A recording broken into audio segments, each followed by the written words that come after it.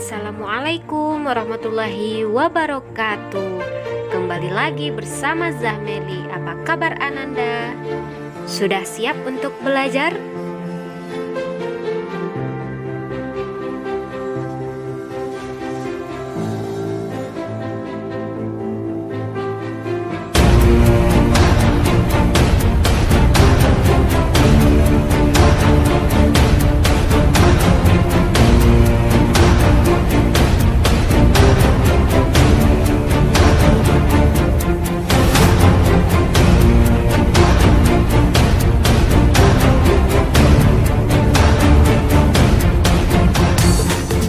Kekuatan yang sangat luar biasa. Apakah benar tongkat itu sakti?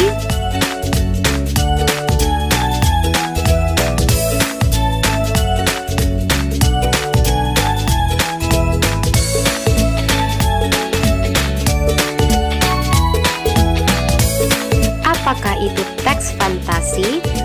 Teks fantasi adalah suatu cerita yang mengandung suatu unsur imajinatif dari sang penulis. Nah, film Harry Potter tadi bisa kita katakan sebagai teks fantasi karena ceritanya tidak ada di dunia nyata.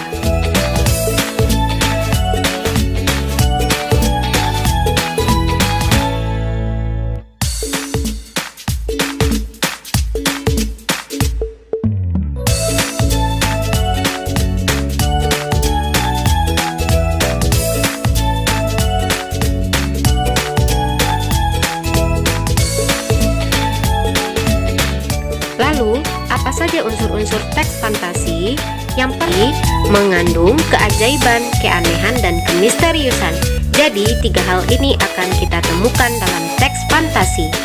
Unsur yang kedua yaitu ide cerita. Ide cerita pada teks fantasi bersifat terbuka terhadap daya hayal penulis, tidak dibatasi oleh realitis atau kehidupan nyata. Ide juga berupa irisan dunia nyata dan dunia hayal yang diciptakan oleh pengarang. Jadi pada teks fantasi biasanya penulis memiliki dua dunia.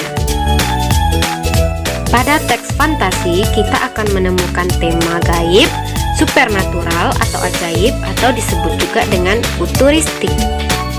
Unsur yang ketiga menggunakan berbagai latar atau lintas ruang dan waktu. Maksudnya pada teks fantasi tidak hanya menggunakan satu latar atau waktu saja. Teks fantasi juga menggunakan waktu di lain dunia yang nyata. Contohnya, pernahkah Ananda menonton film Doraemon? Nah, pada film Doraemon ini seringkali dia menceritakan dunia lain dari dunia yang nyatanya. Nah, contohnya dia mengisahkan dunia bawah tanah, dunia luar angkasa. Itulah yang membuktikan bahwasanya teks fantasi tidak hanya memiliki satu latar tempat dan latar waktu. Unsur yang keempat yaitu teks fantasi memiliki tokoh yang unik atau tokoh memiliki kesaktian. Unsur yang kelima yaitu bersifat fiksi. Cerita fantasi bersifat fiksi atau fiktif, atau yang berarti dunia hayal atau tidak terjadi pada dunia nyata. Cerita fantasi biasanya juga diilhami oleh latar nyata atau objek nyata dalam kehidupan, tetapi diberikan fantasi dalam kehidupan nyata tersebut. Unsur yang terakhir yaitu bahasa.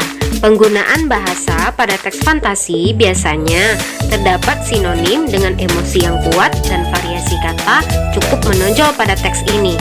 Bahasa yang digunakan bervariatif, ekspresif, dan juga menggunakan ragam percakapan. Bahasa yang digunakan pada teks fantasi ini tidak bahasa yang baku atau tidak bahasa yang formal. Nah, itu dia 6 unsur dari teks fantasi. Sampai di sini apakah sudah pas?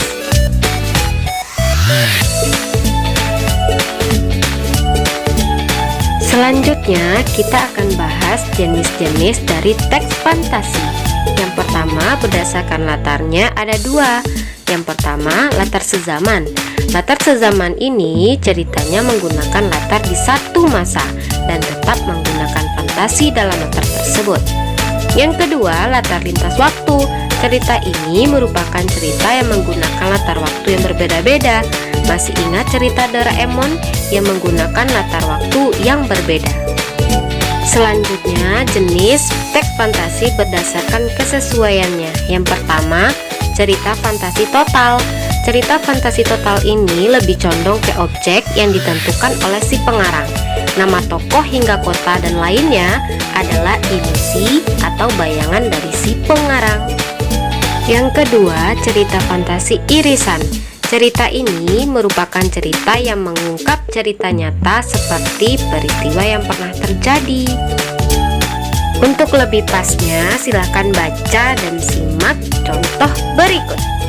Untuk contoh, tidak usah dicatat ya.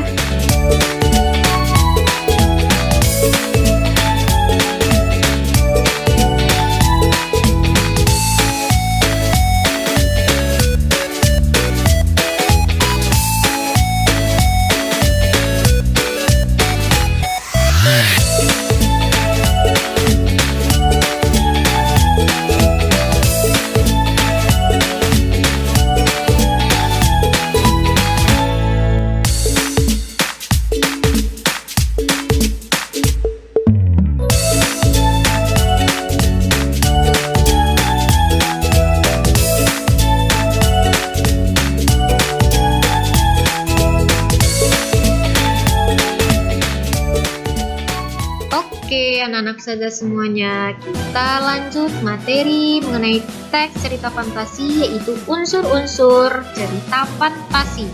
Yang pertama ada tema, alur, tokoh dan penokohan, latar, sudut pandang, dan amanat. Apa itu tema? Tema adalah pokok permasalahan yang menjadi titik penyusunan sebuah cerita. Contohnya, ada cerpen atau sebuah cerita fantasi yang bertemakan percintaan, kasih sayang, perjuangan, dan tema-tema yang lainnya. Lalu unsur yang kedua ada alur. Alur cerita merupakan peristiwa atau cerita yang dibentuk oleh tahapan-tahapan peristiwa sehingga menjalin suatu cerita oleh para pelaku dalam suatu cerita tersebut. Nah, alur ini juga ada 3 macam. Yang pertama, alur maju. Apa itu alur maju? Alur maju merupakan jalan cerita yang berurutan dari awal hingga akhir cerita. Yang kedua adanya alur mundur. Nah, alur mundur ini jalan cerita yang dimulai dari masa lalu dan mengarah ke masa sekarang. Lanjut, yang ketiga adanya alur campuran. Alur campuran merupakan jalan cerita yang menceritakan kisah secara maju mundur. Oke, unsur berikutnya ada tokoh dan penokohan. Apakah tokoh dan penokohan ini sama? Beda jawabannya. Nah, kalau tokoh itu sendiri adalah pelaku pada sebuah cerita. Tiap-tiap tokoh biasanya memiliki watak, sikap, sifat, dan kondisi fisik yang disebut dengan karakter dan perwatakan. Nah, karakter itulah atau perwatakan itulah yang disebut dengan penokohan. Oke, anak-anak saja, dilihat dari watak yang dimiliki oleh tokoh, tokoh juga dapat dibedakan menjadi 2. Yang pertama, tokoh protagonis. Apa itu? Tokoh protagonis, tokoh yang memiliki watak yang disukai oleh si pembaca. Biasanya, watak tokoh semacam ini adalah watak yang baik dan setia kawan. Lalu, jenis yang kedua adalah tokoh antagonis. Nah, apa itu tokoh antagonis? Tokoh yang wataknya dibenci oleh pembaca. Tokoh ini biasanya digambarkan sebagai tokoh yang berwatak buruk dan negatif, seperti pendendam, pembohong, sombong, iri, dan suka pamer. Oke, anak-anak ustazah, kita lanjut. Ada 2 metode yang digunakan untuk menggambarkan penokohan. Apa saja? Yaitu yang pertama, metode analitik. Metode analitik ini metode penokohan yang memaparkan atau menyebutkan sifat tokoh secara langsung. Misalnya, si tokoh memiliki watak pemarah, penakut, sombong, pemalu, dan keras kepala. Metode yang kedua yaitu metode dramatik. Metode dramatik ini sendiri adalah metode penokohan yang tidak langsung memaparkan atau menggambarkan sifat asli dari si tokoh. Unsur berikutnya ada latar. Apa itu latar? Latar juga bisa kita sebut dengan setting. Nah, latar atau setting ini merupakan kesatuan tempat, waktu, dan suasana yang menjadi wadah tokoh terlibat dalam peristiwa yang diungkap dalam cerita. Oke, kita lanjut. Adanya sudut pandang. Apa itu sudut pandang? Sudut pandang adalah arah pandang seorang penulis dalam menyampaikan cerita sehingga cerita tersebut menjadi hidup. Sudut pandang ini juga ada 3 macam anak-anak Ustazah. Apa saja? Yang pertama, sudut pandang orang pertama. Sudut pandang orang pertama menggunakan kata ganti aku atau saya. Tokoh pun menjadi salah satu tokoh dalam cerita yang diceritakan oleh si penulis. Selanjutnya, sudut pandang orang ketiga. Pada sudut pandang ini, penulis berada di luar cerita yang menceritakan orang lain. Kata ganti yang digunakan pada sudut pandang orang ketiga ini biasanya adalah kata-kata dia dan nama orang yang diceritakan oleh si penulis. Sudut pandang yang ketiga, adanya sudut pandang campuran. Si penulis menggabungkan antara sudut pandang orang pertama dan orang kedua. Ada kala si penulis masuk dalam cerita dan ada kala juga si penulis berada di luar cerita. Unsur yang terakhir anak-anak Ustazah yaitu amanat. Amanat adalah pesan-pesan yang ingin disampaikan pengarang terhadap pembaca atau pendengar yang disampaikan melalui uraian pemecahan masalah. Amanat dalam sebuah cerita dapat terungkap secara eksplisit atau disebut dengan langsung dan secara implisit atau tertera secara tidak langsung dalam cerita. Oke anak-anak Ustazah, apakah sampai di sini pas? Lanjut. Struktur cerita fantasi yang pertama adalah orientasi. Apa itu orientasi? Pengarang memberikan pengenalan tentang tema, penokohan, dan sedikit alur cerita kepada para pembaca. Bagaimana contohnya? Mari kita saksikan. Contoh orientasi. Catur Wulan adalah seorang gadis pendesaan yang sangat miskin, berwajah suram, karena menderita jenis penyakit kulit aneh di wajahnya. Masyarakat desa akan menghindari dia karena takut ketika berpapasan dengan Wulan. Untuk menutupi kekurangannya, akhirnya Wulan selalu menggunakan penutup wajah atau cadar. Nah, kalau kita lihat dari contoh ini, orientasi penulis berusaha mengenalkan seorang Catur Wulan. Catur Wulan ini merupakan tokoh utama yang ada pada cerita ini.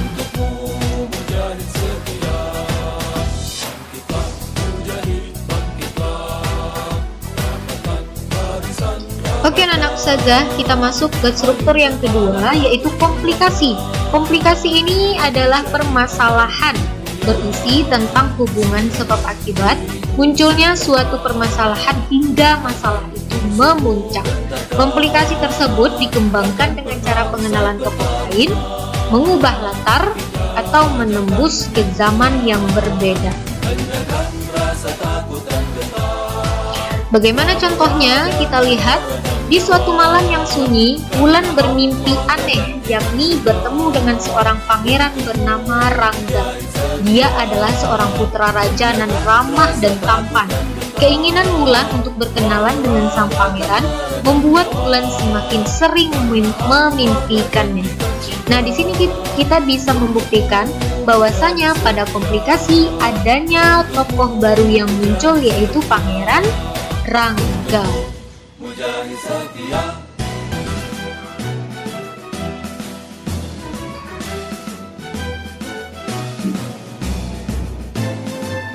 Struktur yang ketiga dari cerita fantasi adalah resolusi. Jika ada sebuah masalah, tentu ada penyelesaian masalah. Itulah dia resolusi. Berisi tentang penyelesaian masalah dan konflik yang terjadi. Resolusi tersebut dikembangkan dengan cara lompatan waktu, penggunaan sebab akibat yang unik, serta dikembangkan dengan unsur kejutan. Bagaimana contohnya? Dengan gemetar, Wulan menerima sebuah botol berisi air. Secara perlahan, Dewi Bulan kembali masuk ke dalam bayangan pantulan bulan di permukaan air di danau dan menghilang. Akhirnya, Wulan segera membasuh wajahnya dengan air kecantikan pemberian Dewi Bulan. Tanpa disadari, Wulan tertidur di sana. Pada resolusi ini, kita bisa membuktikan bahwa kedatangan Dewi Bulan yang akan merubah wajah dari si Wulan tadi. Oke anak-anak ustazah, selanjutnya ada struktur koda atau penutup. Dalam sebuah cerita fantasi maupun cerita cerpen, struktur koda atau penutup dalam sebuah cerita boleh ada dan boleh tidak ada. Nah, koda ini merupakan penutup cerita fantasi. Penutup pada koda ini dibedakan menjadi dua, yakni happy ending atau akhir yang bahagia dan sad ending atau akhir yang menyedihkan. Nah, bagaimana contohnya?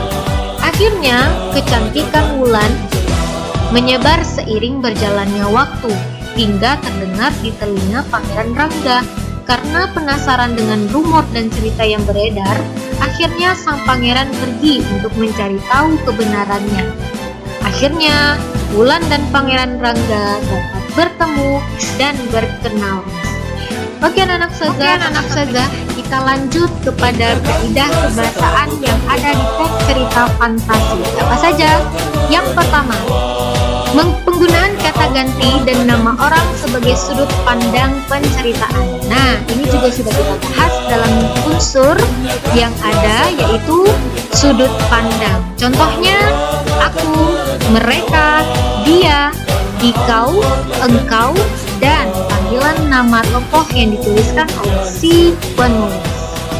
Oke, kaidah kebahasaan teks cerita fantasi yang kedua yaitu menggunakan kata yang mencerah panca indera dalam deskripsi latar, yaitu pada latar tempat, latar waktu, dan suasana. Nah, mari kita lihat pencerapan panca indera pada latar tempat. 3 pohon berjajar rapi berdiri dengan kokoh. Sayap-sayap burung yang mulai melepak menggoyangkan daun-daun dalam dahan. Hembusan angin yang tak biasa menggemparkan kota Zaitun di sore ini. Nah, kalau kita lihat dari contoh, di sini ada 3 pohon berjajar rapi berdiri dengan kokoh. Seolah-olah kita sebagai pembaca sudah bisa merasakan atau melihat tempat yang dijelaskan oleh si penulis dalam contoh ini. Berikutnya, pencerapan panca indera pada latar suasana. Air mata pun jatuh di pipi Pangeran Sin. Sepucuk surat dari sang nenek menjadi saksi kepiluannya. Tawa canda Pangeran pun sirna. Nah, anak-anak ustazah, kalau kita lihat dari contoh ini, kita seolah-olah bisa merasakan perasaan yang dirasakan oleh si Pangeran Sin, yaitu dia merasakan kepiluan karena setelah menerima surat dari sang nenek. Berikut pencerapan panca indera pada latar waktu. Pagi hari seperti biasa, para agen mempersiapkan diri. Matahari bersinar terang membawa hawa semangat. Kokok jago bersautan menyambut hari telah datang. Nah, kira-kira di sini kita sudah bisa atau belum untuk mencerap bahwasanya latar waktu yang diceritakan oleh si penulis adalah pada pagi hari. Oke anak ustazah, kaidah kebahasaan cerita fantasi berikutnya adalah menggunakan pilihan kata dengan makna kias dan makna khusus. Kita lihat contoh. Monster itu berkaki 4, langkah 1000-nya penuh dengan keberanian. Semakin mendekat, semakin melawan. Kira-kira di sini mana kata yang memiliki makna khusus, yaitu langkah 1000. Nah, langkah 1000 di sini berarti bahwasanya monster itu sedang berlari. Oke anak-anak Ustazah, kaidah kebahasaan teks cerita fantasi yang keempat yaitu memiliki kata sambung penanda urutan waktu. Apa saja contohnya? Yaitu waktu itu, sementara itu, bersamaan dengan itu, tiba-tiba, ketika, sebelum, dan sebagainya. Penggunaan kata sambung urutan waktu untuk menandakan datangnya tokoh lain atau perubahan latar, baik latar suasana, waktu, maupun latar tempat. Nah, kita lihat contohnya. Sebelum alien itu datang, langit pun mendung. Dan yang kedua, 3 tahun yang lalu, gunung itu memuntahkan lahar dingin. Contoh yang ketiga, akhirnya Raja Zahab berkuasa kembali di kerajaan Saturnus. Kaidah kebahasaan teks cerita fantasi yang kelima menggunakan kata atau ungkapan keterkejutan. Penggunaan kata atau ungkapan keterkejutan berfungsi untuk menggerakkan cerita atau penanda memulainya masalah. Contohnya, tiba-tiba pesawat tempur melepaskan tembakan pertamanya. Contoh yang kedua, di tengah pesta datanglah preman-preman itu. Oke anak-anak Ustazah, kaidah kebahasaan teks cerita fantasi yang keenam atau yang terakhir adalah penggunaan dialog atau kalimat langsung dalam cerita. Bagaimana contohnya? Mari kita lihat. Berlarilah Natako, monster itu mengejarmu, teriak Ninja Tsusuke dengan kecemasan. Natako pun berlari sekuat tenaganya. Nah, anak-anak Ustazah semuanya, kalau kita lihat dari contoh yang ada, di sini ada sebuah dialog. Nah, apa penanda bahwasanya itu sebuah dialog? Cirinya yaitu adanya tanda kutip di awal dan ada tanda kutip di akhir. Makanya itu sudah disebut sebagai kalimat langsung. Oke anak-anak Ustazah, sampai di sini apakah sudah pas? Lanjut kepada langkah-langkah menulis cerita fantasi. Yang pertama, kita harus menemukan ide. Apa kira-kira yang akan kita ceritakan dalam cerita fantasi kita? Yang selanjutnya, kita penggalian ide cerita. Nah, penggalian ide ini bagaimana alurnya, siapa saja tokohnya, atau bagaimana akhirnya. Lalu kita membuat rangkaian peristiwa. Rangkaian ini terkait dengan struktur, mulai dari pengenalan, permasalahan yang ada, pemecah masalah, hingga penutup dari cerita yang akan kita tulis. Lanjut, kita mengembangkan cerita menjadi sebuah cerita fantasi yang utuh.